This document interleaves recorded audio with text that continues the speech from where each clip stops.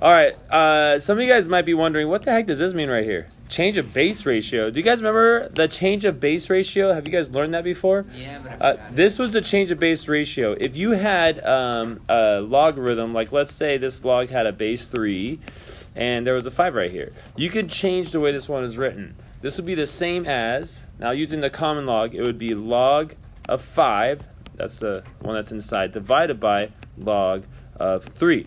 So this one had a base 3. What do these logs have a base of? 10. All right. Or you can do natural log of 5 divided by natural log of 3. Okay, and you know, if you guys were in my class at the end of last semester, I showed you guys why this works. But you can rewrite this like this, okay? Or this one. Okay, in fact, you can do it any way you want, just as long as the top and the bottom have the same base. But these are the two most popular, your common log and your natural log. Which one do you guys think is used the most in mathematics? Common. Natural. Natural log. Yeah? No. Well, I guess it depends on which branch of mathematics, but most people like doing the ln because there's only 2 letters to write. seems very. There's so lazy. Well, there's 3 letters right here, man. I can write 2 letters and be done with it. That's crazy. And plus, like, it flows better with the N and the L, you know. And you write it in cursive. Yeah, and I write it in cursive. Yeah, that's right. Okay, so that's what change of base is. See, it says leave the answer and change of base. Now, this first one, I don't have to do that. I'm not going to end up with that because I see the 8 and the 32, and I can rewrite those numbers with the same base. Watch. So you see that 8, I can write that as 2 raised to the 3rd power. Yeah. So this is 8 written there. You guys see that? Okay, how can I rewrite this 32? 2 to the 5th power. Yeah, 2 to the 5th power is 32. That's about as far as you need to know your powers. Like, those are the ones that are most frequent. But because 2 times 2 times 2 times 2 times 2 equals 32, you can rewrite it like this. Why is it so cool? I'll show you why it's so cool. Here, first let's simplify this side. The 2x minus 3 is a parenthesis exponent, so that means you have to multiply it to the inside exponent, so that when you rewrite it, you get something like this. You get 2 raised to the 6x minus 9, because we distribute that 3 to both of those. On the other side, you have your 2 to the 5th power. Nothing happened to him. Now, if I wanted to get rid of those base 2's, I know I'm going to write extra here. Some of you guys probably never do this. You just go log base 2 of both sides. If I do log base 2 of both sides, guess what happens? These cancel out.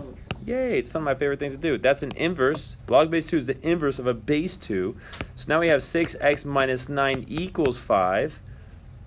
Some of you guys wouldn't do this log stuff, and you go straight to this. And then you solve it. So we have 6x equals 14, and then x equals 14 divided by 6, which is the same as 7 over 2.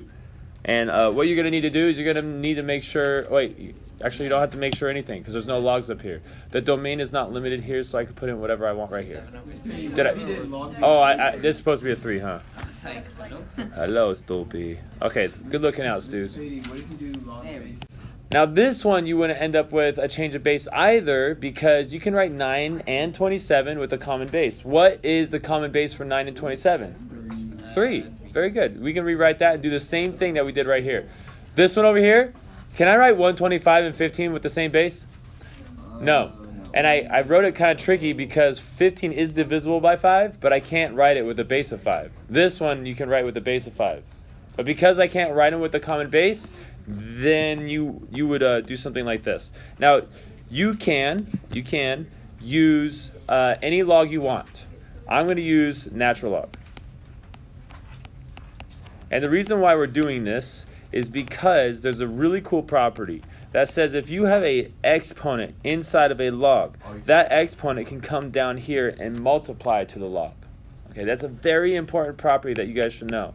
So now I can write 2x minus 1, and that's multiplying to the natural log of 15, and we're just about finished with new stuff, new math stuff that you guys just learned. Do you guys know how to get the x alone now?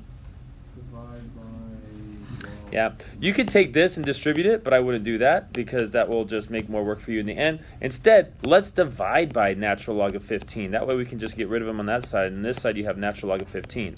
Now you can't divide the 125 and the 15 because they are inside of the logs, okay? So you just have to leave it. It might look ugly to you, but it doesn't to somebody who's used to it. Those are fine, just as they are. So now you have 2x minus 1 equals natural log of 125 and natural log of 15. What else would you do to get that x alone? Plus 1. Okay, so the minus 1 is gone. Now what would you do? Divide by 2. Yes. Now I like that you guys said divide by 2 because you saw that 2 times x, the inverse of times 2 is divide by 2. But because I have a fraction over here, I'm not going to think divide by 2. I'm going to think multiply by 1/2. Okay, you guys okay with that? Yeah. See, if I multiply by 1/2, I get the 1 that I want to get on the left side. I get 1x.